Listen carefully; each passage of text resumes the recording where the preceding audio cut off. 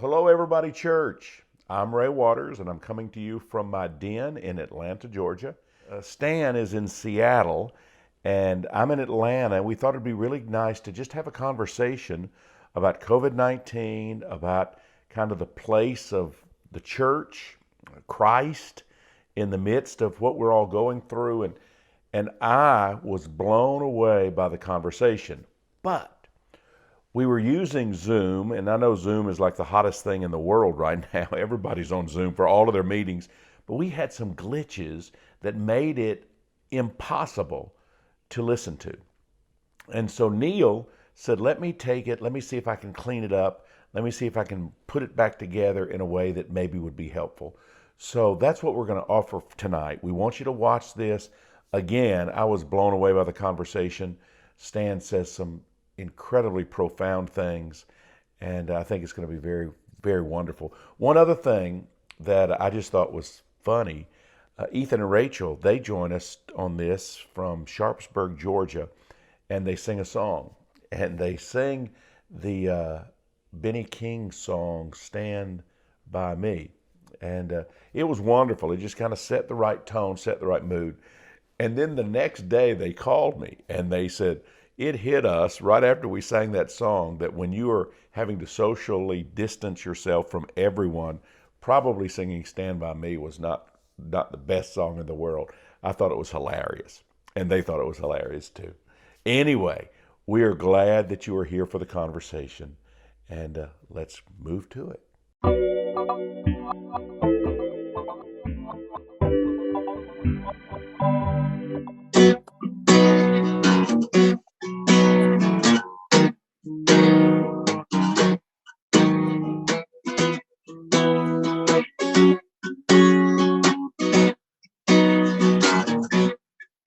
The night has come and the land is dark and the moon is the only light. No, I won't be afraid. No, I won't be afraid. Just as long as you stand by me. Darling, darling, stand by me. Oh, stand by me. Oh, stand by me. If the sky that we look upon tumble and fall, or the mountains should crumble to sleep, I won't cry, I won't cry, no, I won't shed tears. Just as long as you stand by me. Darling, darling, stand by me. Oh, stand by me. Oh, stand by me. Darling, darling, stand by me. Oh, stand by me. Oh, stand by me. Man, Oh, that was very awesome. love you very much. Love y'all. Hey, we love you too very much. Love you guys. I love Stan. Dan, that was amazing, but I hated seeing my face through the whole song on the screen. That was an odd feeling to me. I don't know if it was to you. It was very odd. I didn't know whether to sing along or what, but I know just my tried to shoulder look started cool. moving, and I said, "Don't dance, Ray. That wouldn't be a good thing." Hey, it's good to see you, friend. How are you doing? I'm good. Just holed up in the opposite end of the country from you. I know, and I guess you're able to go out. You go outside, but you guys are really hunkered down. You're really not getting out very much, and just being real cautious. Even going to the store. Can you guys go to the store? Yep. We can go to the store. I mean, it's pretty much what it is for everybody else in the country. Just trying to flatten the curve. Man, Thinking about all these things that we've developed now, like flatten the curve and social distancing. It's a different world, isn't it? Just before we came on, I saw that the president has extended the social distancing until the 30th of April. So the idea of anybody going back to church on Easter is no longer on the table. They've said federally April 30th at the earliest. And I think it may be a lot longer than that. I'm not sure. Do you have a sense for how long this maybe is going to last? I mean, it feels like the best estimate right now is that April's going to be worse than March, and May is going to be worse than April. June possibly is going to be the other side of the peak, and feel like April and July, maybe like March, and maybe by August, September. But again, that's just listening to lots of experts. That's kind of the average of what they're saying. But I mean, the uncertainty is what gets you in all of this. We do like control, don't we? We do. I want to have a date, and so I can kind of know what we're leading up to, and we don't have that. No, we certainly don't.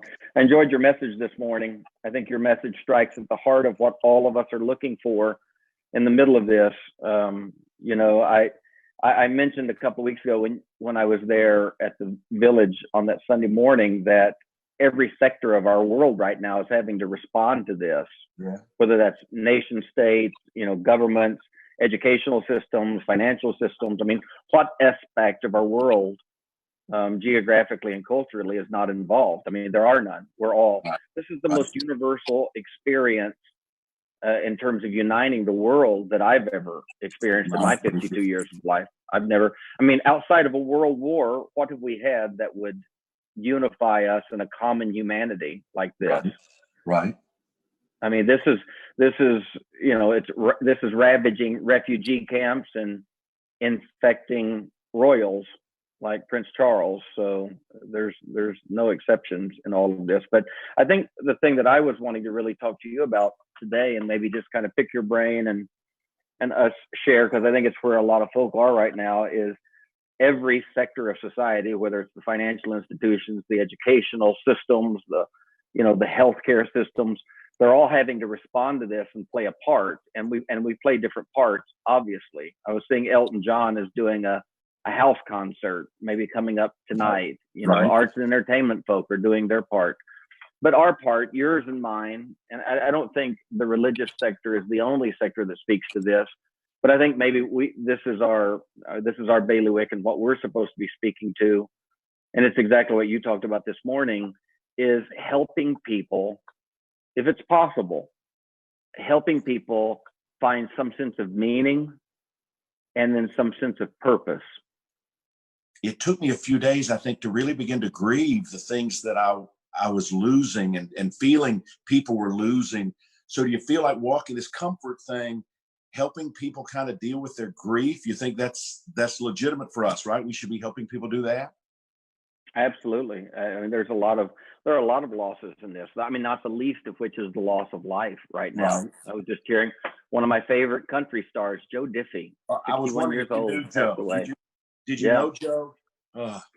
Just in passing, you know, we had moments together living in Nashville, but he was one of the good guys.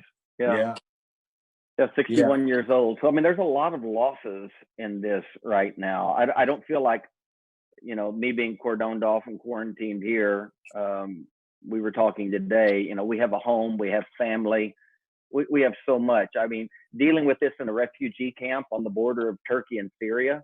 Oh my gosh. When you're already suffering such deprivation, dealing with, you know, obviously I do a lot of work with LGBTQ folk, and I've had more than a couple reach out to me, and essentially what they're describing, you know, a lot of kids who are gay are living in evangelical homes with parents who don't accept them.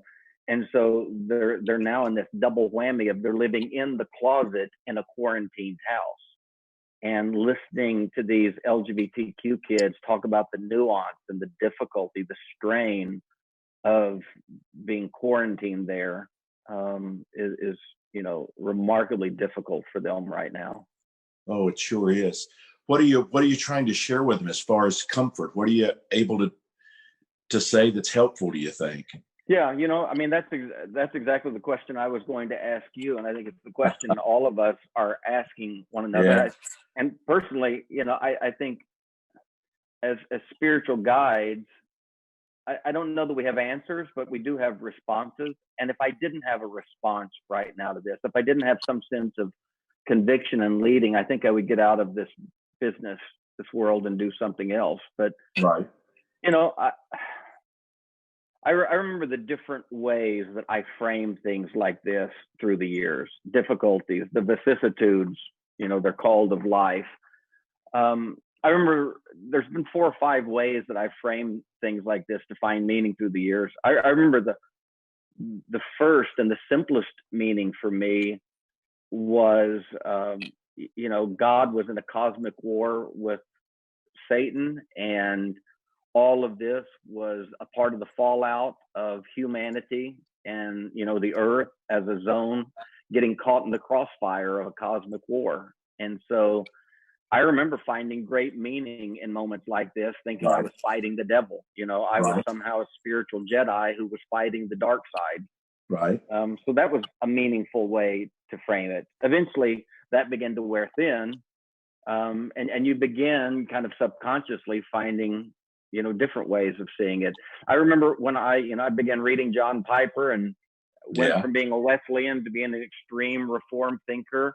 And I remember the measure of comfort for a while and thinking that God just micromanaged and dictated everything. Right. There wasn't just a sense of omnipresence and omnipotence and omniscience. God wasn't just everywhere, all-knowing and all-powerful, but God was also omnicausative. I don't know if you ever got into that, but it just was a relief to say, until I thought through the implications of it, it was a relief to say God causes everything, so that's the bottom line, so it must be okay. Right. The ones who are going to die are going to die. What can we do about it? Nothing. God must have willed. What was your, you mentioned name it, claim it this morning. That wasn't your background. How did you frame things like this through the years? No, I think I come out of a background that would possibly not be as authentic. Maybe kind of that we're going to get through this. God is on the throne. Everything's going to be okay. And I see a lot of that. A lot of people are, even to the point we're still seeing churches that are gathering in large groups, which seems so crazy. Just kind of, we're people, we believe God's going to take care of us. And what I've just been trying to say to people is, it's okay to be honest. It's okay to say that we are afraid. It's okay. This is real stuff. This is real stuff that we're going through. And I don't have any of that kind of a thought like I used to, that it was going to be on such a spiritual plane that I didn't have to actually lock the doors and come into the house and listen to what scientists say. Now it's a whole different thing than maybe how I would have done it 20 or 30 years ago. Well, if somebody asked you right now, where is God in all of this? What do you say? To me, God is very much a part of everybody's life. He's with each of us. But these things happen, and the idea is not that God is going to change these things from happening, but that God has promised to walk with us through whatever the pain is, whatever the sorrow is, whatever the suffering is, kind of the wounded healer kind of an idea, that's the God that we have. We're not going to have a God that we're just going to all have a big prayer meeting and suddenly it's going to turn the virus away from America and it's going to go somewhere else. We have a God that's going to be with us in our pain and sorrow and suffering, and he is going to give us strength to walk through whatever it is. And even if it kills us, God will never leave us. God will never forsake us, but will actually be holding us all the way through. And so I don't know if that's simplistic, but that to me is the only way that I'm able to kind of place the God that I believe in all of this, that it's a God who wants to be with us in our sorrows and sufferings and weakness, and when we don't know what we're doing. And that's the God that I want to lean on and trust in. I don't have any sense that God causes these things anymore. I'm also not a Christian deist that thinks that God is detached from all of it. I do have a sense that God is with us, that God is in the midst of it. I don't have a sense that God causes any of the bad stuff. I do have a sense that God redeems it. Right. I do have a sense that nothing's wasted, or to use Richard Rohr's line, everything belongs. Right. Somehow somehow there is some sense of meaning. I think the farther and the deeper that I get into life and into these kinds of thought processes, the less I have any exact answer. I think about C.S. Lewis's book, Problem of Pain, and then I think about his journey with, Joy, his wife that he married in his 50s. I think about the movie Shadowlands with Deborah Winger and Anthony Hopkins. And in all of that, Lewis, without a ton of explanation, because there's always an endpoint to the logic, Lewis said pain is the megaphone through which God speaks to us, that with the mighty blows of a divine chisel, God is shaping us and framing us, and it's through pain that God speaks and forms us into, the image of Christ, or the fully human one. And I think the question that begs for me in that, at the conclusion of that statement, okay, God is making us better through pain. My question is why? If God wants to make us better, the philosophical questions that hang out there are why were we created incomplete in the beginning? Why did we need to get better? And if we do need to get better, why do we use pain to do that? I have 2 children. I don't immediately go to shooting bullets at their feet, or, I don't use pain as the megaphone to speak to them or to shape them. And I think one of the things that struck me a few years ago as I was thinking about this was Nick Walterstorff, the Noah Porter a chair of philosophical theology at Yale Divinity School for years. And Walterstorff's one of my favorite theologians. But Walterstorff, you remember, lost his 25-year-old son in a mountain climbing accident, and he wrote a book very similar to Lewis's A Grief Observed, but his book was called Lament for a Son. And it's just half-page, one-page soliloquies where in the middle of the night, he's musing about the loss of his son. So all of this eminent theology from Walterstorff is being funneled through this very incarnational reality in his life. And I think he did his best theological work in this little diary called Lament for a Son.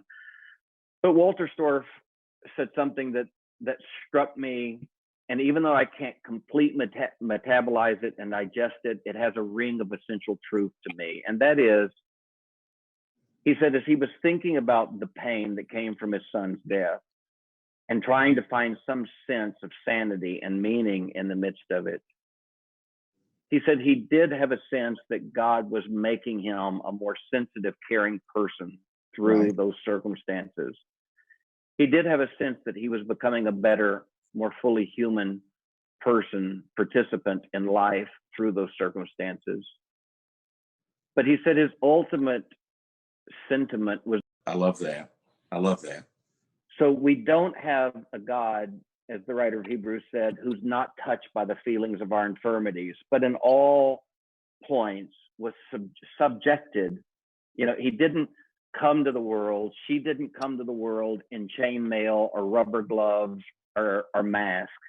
God came, and somehow the central nervous system of the divine, the creator, was hooked to the central nervous system of a human, and God suffered. And the writer of Hebrews said, so let us lay aside the weight and the sin that does so easily beset us, and let us run with patience the race set before us, looking unto Jesus, the author and finisher of our faith, who for the joy that was set before him endured the cross, despised the shame, and is set down at the right hand of the Father on high. So he said, let's consider him who endured such hostility from sinners, lest we become weary and discouraged in our souls. So, maybe Christianity's not the way as we've assumed, but if Christianity is the way, I think one of the most essential things that Christianity is saying is that in the person of Jesus Christ, God did not come on a fact-finding mission. God came to reveal to us where God had always been, and that was in humanity, in creation, fully involved in the joy and fully involved in the suffering. Now, I don't know why life has to be this way, but I at least know that the creator of the universe in the person of Christ says, I didn't create all of this and then stay in an air-conditioned office in the third heavens unscathed. Right. I am in the midst of it. And if somehow he believes that there is an ultimate meaning and a goodness to this, then I can be comforted and look to him, lest I become weary and discouraged in my soul. Right. So I don't know why we suffer, but even more than that, I don't know why God suffers. But it is the way. It is. That's profound what you're saying. And I think that has a ring of truth to me, more so than any of the other thoughts that I've had about the issue. I don't know. I don't believe God created suffering. Right. I just think suffering is one of those antitheticals that if there's light, there has to be darkness. And suffering is the absence of joy. And I mean, I have helped create 2 children, and I was fully aware that their life would have pain and suffering, and yet I did it anyway, because I had a sense that the ultimate potential for good and joy would be worth whatever suffering and pain that they might endure. And 21 years into one of their lives and 14 years into the other, I haven't redecided that. I still sense that with all the bumps and bruises and trips to the emergency room, both physically and psychologically, life is still worth living, and the gift of life is to be embraced. And somehow the measure of the mountain is measured by the depth of the valley. And it's Walter Storff even said it, grief is existential testimony to the worth of that which is lost. So even grief, he said, he made the famous line, lament is love song. That's and beautiful. Our capacity to recognize deficit and pain is the flip side, the dark side of our ability to recognize beauty. And social distancing right now is not reminding us simply of how bad it is to be apart. It's reminding us of how beautiful it is to be together. And I think the first ball game or symphony I go to is going to be an experience to be savored. And I think I will be changed by this. I hope I will be a better human out of this. You know, I was thinking about the 9/11 when 9/11 happened, and I think we all kind of had hopes that would do something dramatic in us, but it was so quick, and it seemed like we bounced back so fast, and it was, I don't know, that didn't do in my heart what I think this is doing in my heart. Maybe I'm just in a different place, but I really sense this is doing something. I read Brian Zahn today say, we're going to celebrate 2 Easters. We'll celebrate Easter in 2 weeks. And then we're going to celebrate Easter that first Sunday that we all get together again. It's going to be Easter again. And hopefully it'll be Easter every time we get together. Maybe it'll be a beautiful thing. And I do hope that these things will really be entrenched and they'll stick in us and not so quickly fade away. Yeah. I think if not, then we wasted it. Yeah. And I love what Jim McGuigan, the old Church of Christ preacher, he wrote some great books, The God of the Towel. Gosh, I can't remember. Oh my. But anyway, Jim wrote several wonderful books. And I think it was Jim's he lost a grandchild to leukemia. Neil and Ray and I want to provide that as much as we can. So that's what I'm going to be giving myself full time to. And I want us to spread the word and build this. It's an important thing. This has been beautiful. I totally agree. I'm glad to be on board, and I'm glad you are pastoring this thing. Our time is running out. I love you, friend. We love everybody at Everybody Church. Thanks for watching. And it'll be online. Check it out. Pass it on to some friends. Share it as often as you can.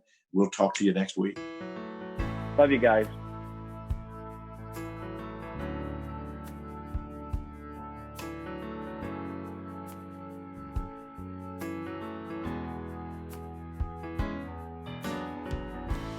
Daddy was a preacher, she was his wife, just trying to make the world a little better, you know, shine a light. People started talking just to hear their own voice. Those people People try to accuse my father, said he made the wrong choice. Though it might be painful, you know the time will always tell. Those people have long since gone, my father never failed. Even when the rain falls, even when the flood starts rising, even when the storm comes, I am washed by the water. Even when the rain falls, even when the flood starts rising, even when the storm comes, I am washed by the water. Even if the earth crumbles under my feet, even if the ones I love turn around and crucify me, I won't ever, ever let you down. I won't fall, I won't fall, I won't fall, I won't fall as long as you're around. Even when the rain falls, even when the flood starts rising, even when the storm comes, I am washed by the water. The rain falls, even when the rain falls, even when the flood starts, even when the flood starts rising, even when the storm comes, I am washed by the water. Even when the rain falls, even when the flood starts rising, even when the storm comes, I am washed by the water. Even when the rain falls, even when the flood starts rising, even when the storm comes, I am washed by the water.